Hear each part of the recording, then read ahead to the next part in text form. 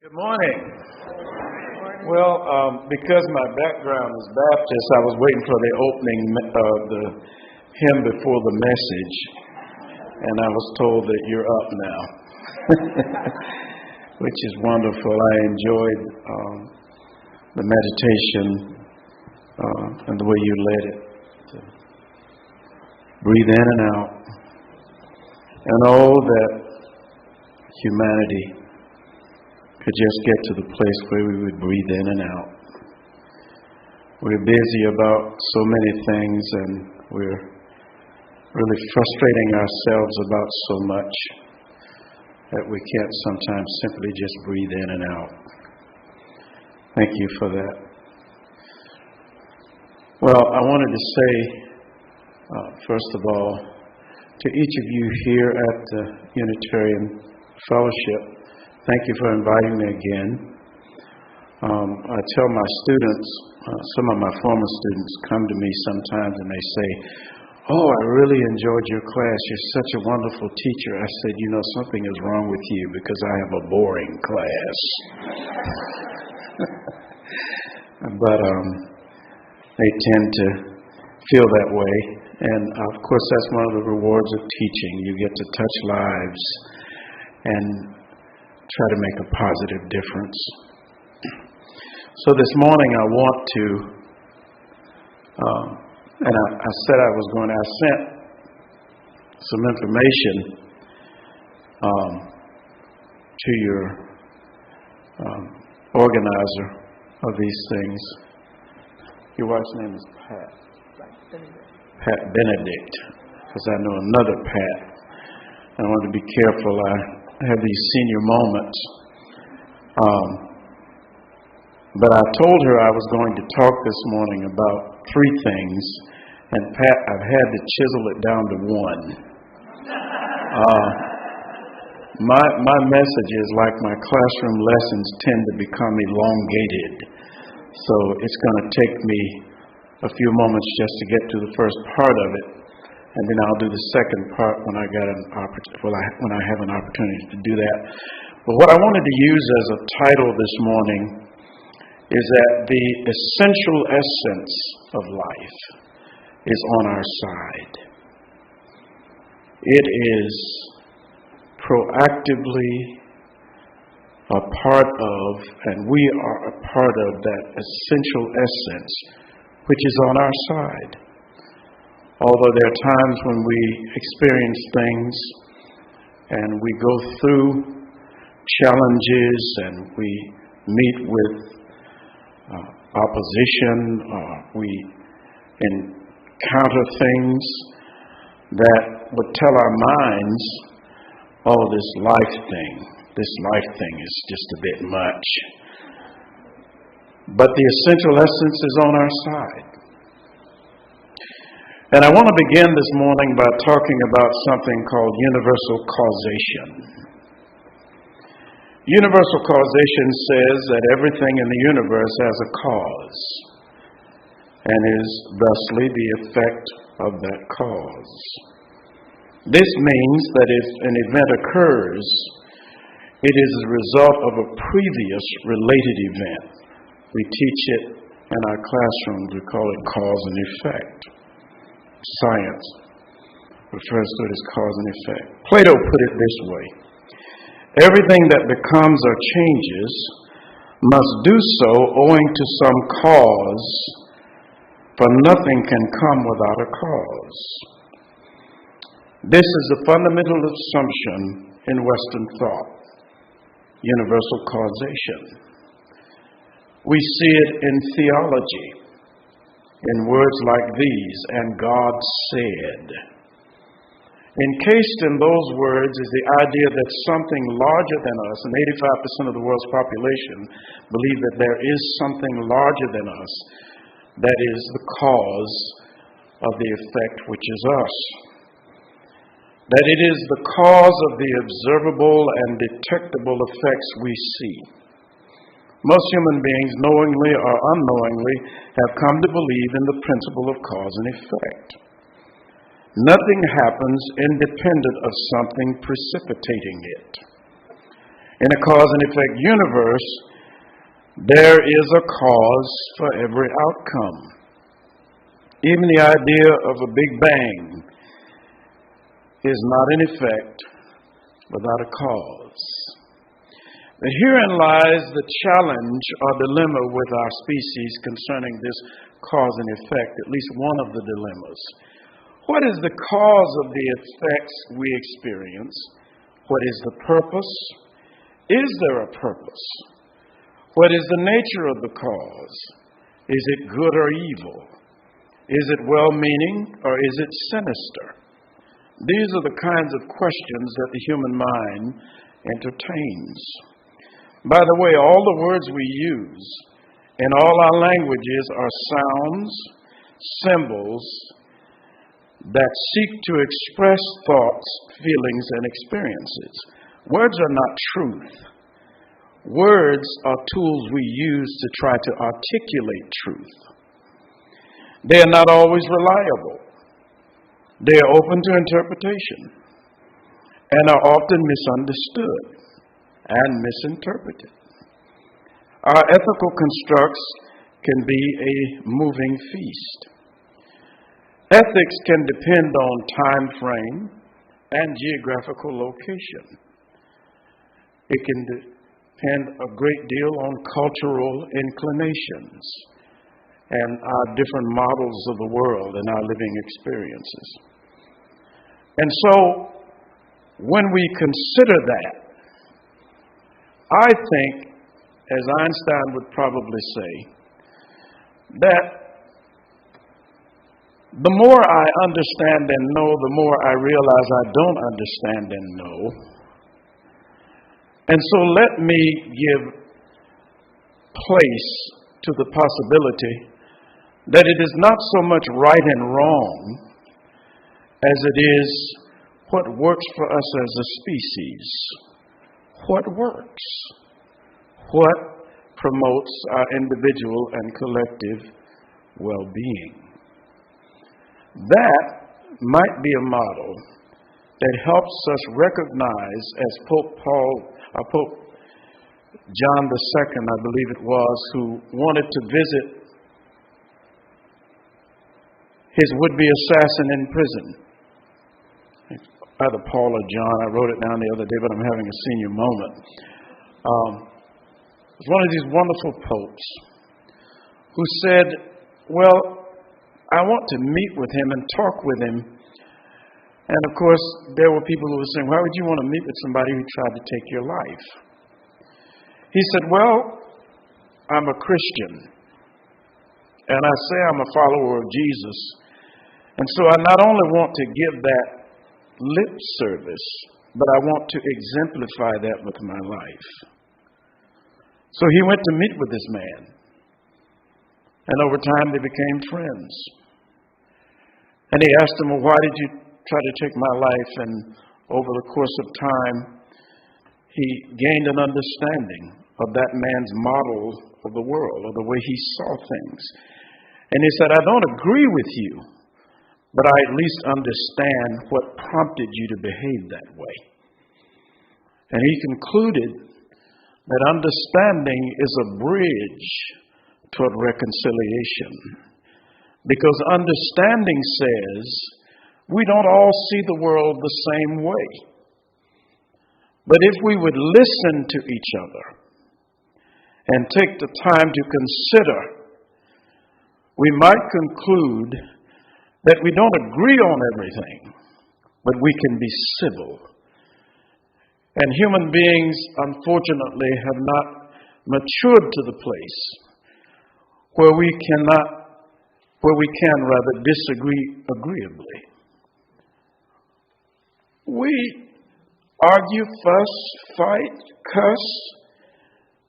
We brutalize and kill each other over our differences, which is indicative of the fact that in terms of our evolution as a species, we're not adults. We're a long way from being adults. We're really seedlings in this billions of years old universe, and we are evolving, and sometimes rather slowly.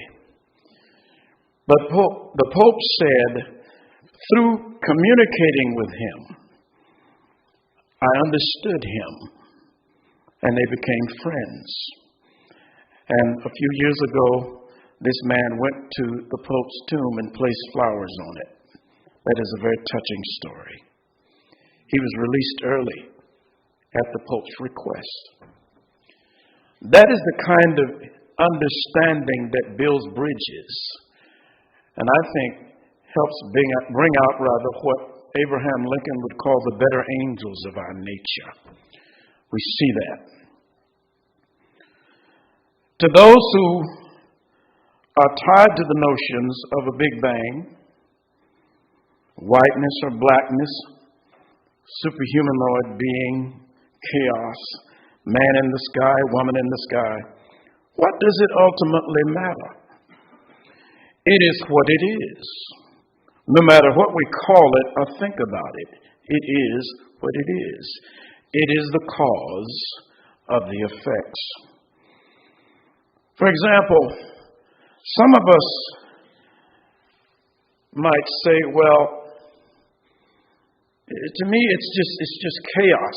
Everything's just so chaotic. But if we say that, we have to remember that there can be no chaos where there is no non-chaos, because it's a relative term. There can be no big where there is no small. There's no up where there is no down. There's no in where there is no out. There's no what we call death where there is no life. Everything is relative to one thing or another. And in the absence of that which is not, that which is not. Where there is no wet, there is no dry. And a young man said that to me. He said, I think the universe is filled with chaos. And I said, well, you can draw that conclusion and you can hold it fast, but you cannot bring it to a logical conclusion. And he said, why? I said, because you don't have another universe to compare it to. This is the only one with which we are marginally familiar. Most of us choose to call this essential essence God. It's a term we've used to talk about this benevolent, wonderful, creative source of all things. And most religions embrace the thought, that this cause is the all in all. We believe that this higher power is our beginning and end. Provider.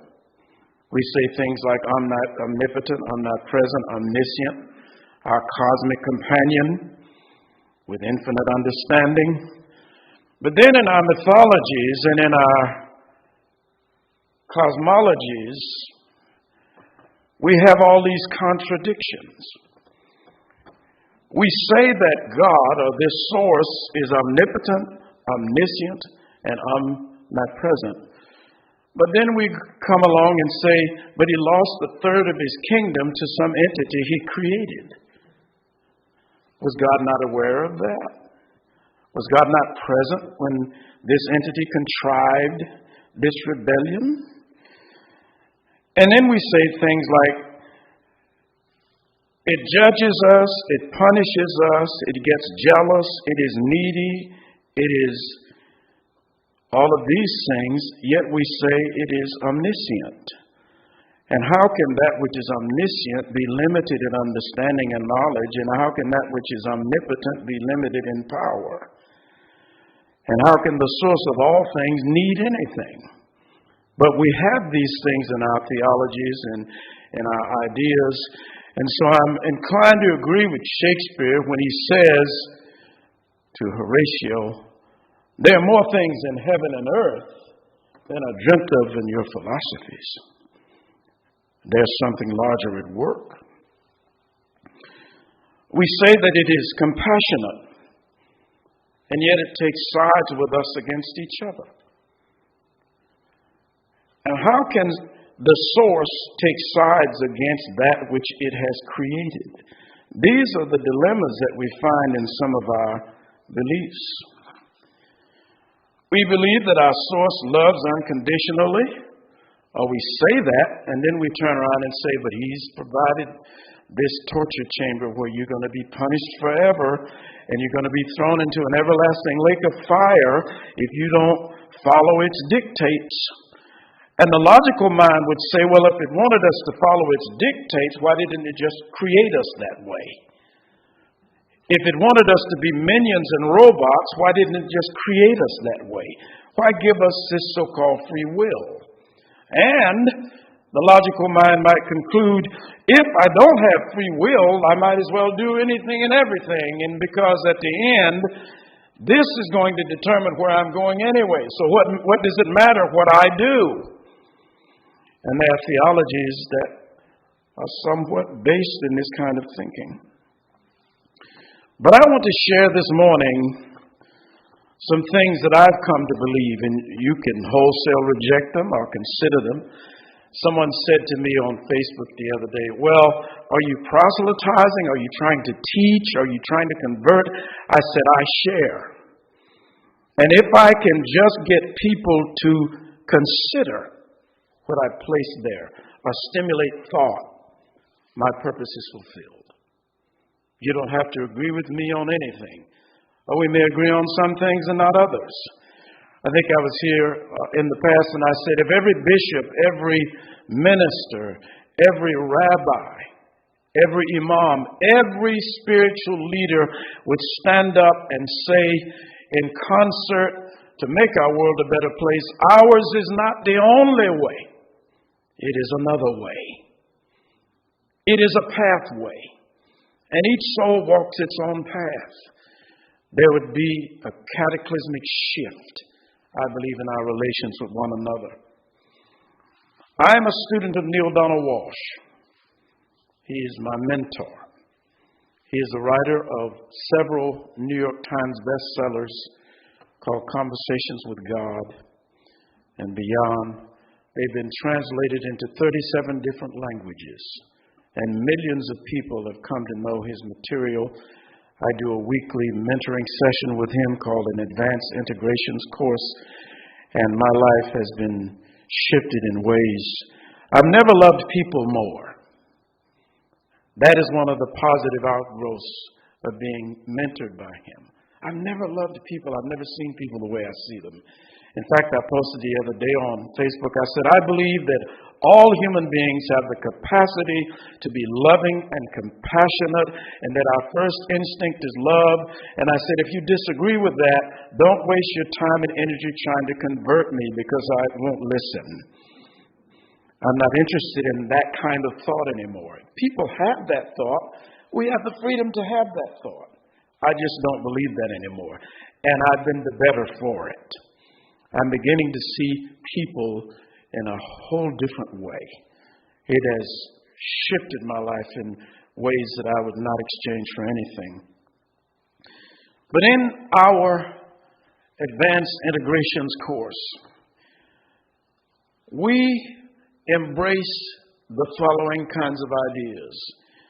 We don't embrace the idea that our source is some amorphous deity, some superhumanoid, a big daddy in the sky. And if people believe that, they have the freedom to believe that, but I don't believe those kinds of things anymore. I'm in a different place, walking a different path. We believe that there is universal causation, but not in the way that our traditional theologies and mythologies have presented it. There is a cause for every effect, but that cause is more of a sentient force, energy, that is like an immeasurable stem cell, shape-shifting creative power that creates and creates and creates and creates. And we believe that this source is the one thing that is all things, and that it is unconditional love because there's only one of us. There's only one entity that is responsible for everything that is in existence. There is no God over here and devil over there and heaven up there and earth down here. But the essential cause of every effect is in and through everything and everyone in existence. And I said to a church group the other day, people who are theists and believe in God as the superhumanoid, I said, even if we embrace that idea, God is not just the God of the cattle upon 1,000 hills, but every sentient being and everything in the universe in existence. God is the energy behind that, the clockmaker behind every clock. We also believe that it is pure and unconditional love. And the reason we believe this is because if there's only one of us, why would it not love itself and every part of itself? Because we believe that we are individuations of the individuation, singularities of the singularity. That what we call God is not so much a being as it is the sentient creative energy of all things in existence. We believe that because it is all there is, and that all things are the one thing, call it whatever we will, God, Goddess, Father, Mother, Great Spirit, the all in all, life, it does not matter. And to this essential essence, it does not matter what you call it.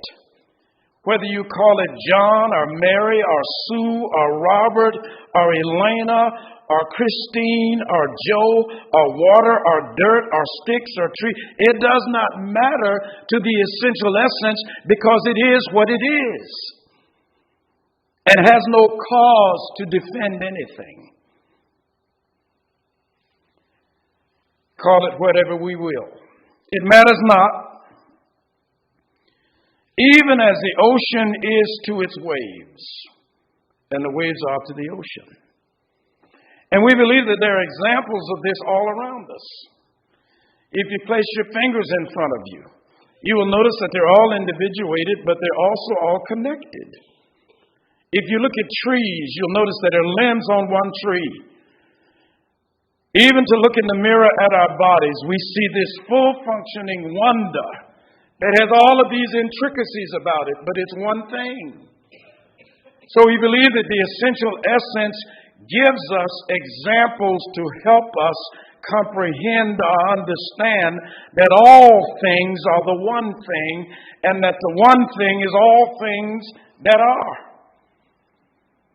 That there are other sentient beings, we believe, besides us in the universe. And someone said, well, there are multiverses. We say that if there are multiverses, the one thing that is all things is responsible for those as well. Recently, scientists said there's an anti-universe.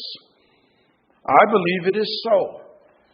And when I come again, I want to share with you some of our thoughts around what we call the dichotomy of our existence, or the great polarity, which is what mystics and theologians and philosophers have been wrestling with for millennia. Why this dichotomy? Why the darkness and the light? Why the negative and the positive? There's a reason for that. And we believe that we've come upon at least some limited understanding of why that is so. And it works within the framework of the pure and unconditional love of the one thing that is all things, because the one thing that is all things is all there is. There's only one of us. Why would it not love itself purely and unconditionally and every part of itself? I said to some of my friends who were saying, well, they're still waiting for the judgment day, for God to come and punish their enemies. And I said, well, if God goes to punishing enemies, you better line up in that too, because somebody thinks you're their enemy.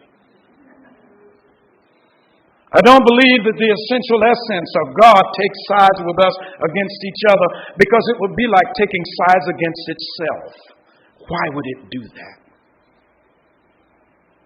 And if we're sentient, and there's a cause for this effect, To me and to our thoughts, it is nonsensical not to believe that our source is also sentient.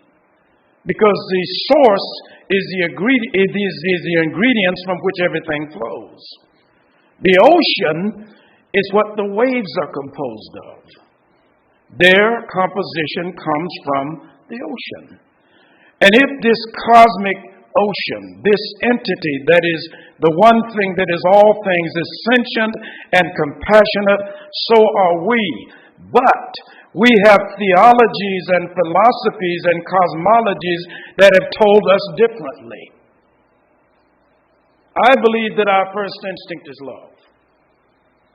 If we were to walk past a building that was on fire and hear a baby's cry, most of us would run in to try to save the child. There are a few of us who might have second thoughts, because the human mind does that. But our first instinct is love. And I learned something else the other day as I'm going to share a few more things and then close out. Money is an expression of love. I know we've heard the root of all evil is the love of money. I think that's a misconstruction. If it's so evil, why do we want it all the time and want so much of it? The root of all evil. And evil, by the way, is a word we made up. A word we made up to describe things that we consider not to be good or things we consider not to be positive. All of it's made up. Even the 365 days of a year, 24 hours and 60 minutes in an hour and 60 seconds in a minute, all of that is random. When we initially did that, they discovered the universe is expanding, so that model won't work, so we created something we call leap year. And now they're finding out the universe is still expanding, so the leap year piece doesn't work exactly. And why? They couldn't very easily put into place the 12 months of the year. Some of them had to have 30 days and then 28 and 31, because all of it was stuff we made up.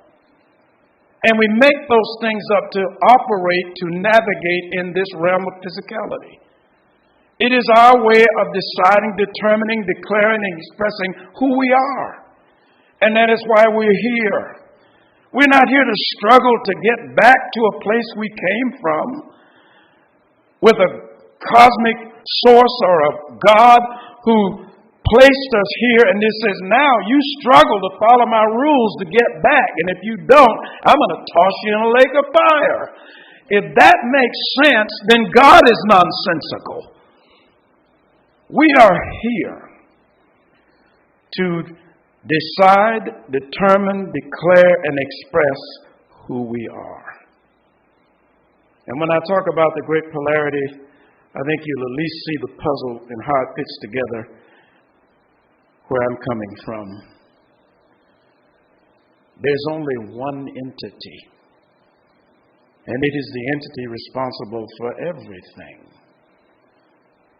And like we have fingers and feet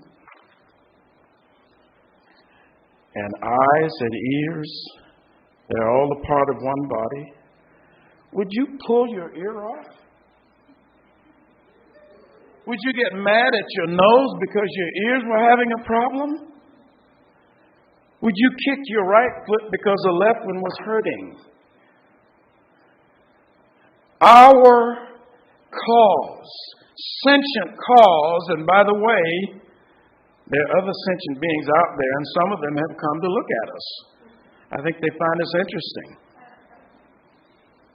It would be elementary. It would be akin to saying the world is flat. It would be akin to saying that the solar system we're in is Earth-centered rather than heliocentric. And believe it, about 25% of the peoples on this planet still believe the Earth is flat, and they still think the Earth is the center. We live on a tiny blue dot that is one of the smaller planets in our solar system,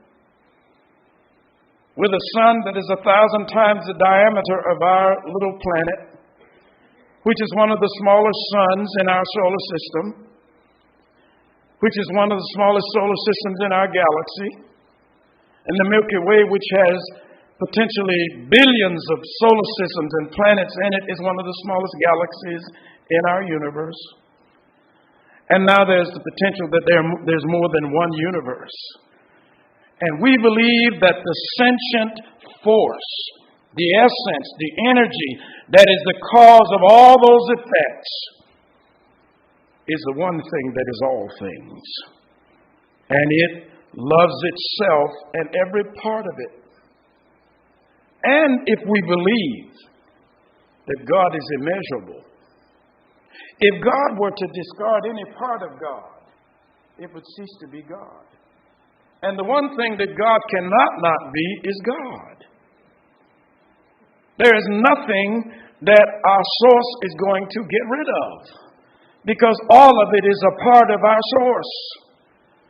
And to discard any part of it would cause it to cease to be what it is, the all in all. You cannot be the all in all at 99%. You are 100% all in all. And our sentient force loves each and every part of it unconditionally, because every part of it is it. We're singularities of a singularity. We're a part of the one thing that is all things. Maybe this is why Jesus made the statement, as you do it unto the least of these, you do it unto me. And our theologies have crafted the idea around Jesus that he was saying, I and I alone. I and I alone. This applies to me. It applies to every single one of us. And the wonderful teacher Jesus, whose narrative has been tampered with, whose narrative has not come through, I believe, in the authentic form it should, was here not to show us who he was, but to show us who we were. Thus you hear him saying things like, why do you marvel? The things that I do shall you do and even greater. As you do unto the least of these, you do unto me. Do unto others as you'd have them do unto you. He was trying to teach us and show us you're all connected. As Martin King said, we're all tied together in a single garment of destiny, bound by an inescapable network of mutuality. And what affects one directly affects all indirectly. Strangely enough, I can never be what I ought to be until you are what you ought to be. And you can never be what you ought to be until I am what I ought to be. Because we're inextricably bound together with the one thing that is all things. Essentially this morning I'm saying, there's only one of us. And we're all individuations, incarnations, expressions of that one thing that is all.